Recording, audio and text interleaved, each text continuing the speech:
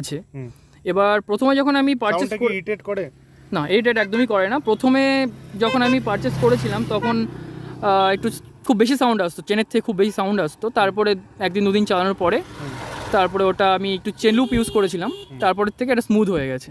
এখন যেই সাউন্ডটা আসে যথেষ্ট স্মুথ আসে, আর তাতে কোনো ইরিটেশন হয় না। ঠিক আছে, বুঝলাম। এই কালারটা সিলেক্ট করেছো, কালারটার পিছনে কিছু?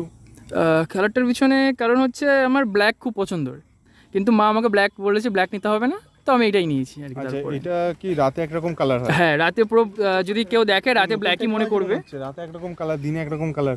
হ্যাঁ, এটা অনেকে মনে করবে, কারণ যখন আমি রাতে চালাচ্ছি তখন পুরো ব্ল্যাক মনে হচ্ছে দূরের থেকে, আর যখন আমি দিনের বেলা বার কাছে আসলে এটাকে অন্যরকম কালার মনে হচ্ছে। আর যখন রোদে বেরোচ্ছি তখন এটা চিকচিক চিকচিক করছে গাড়িটার মধ্যে, খুব ভালো লাগে, সুন্দর লাগে বেশ।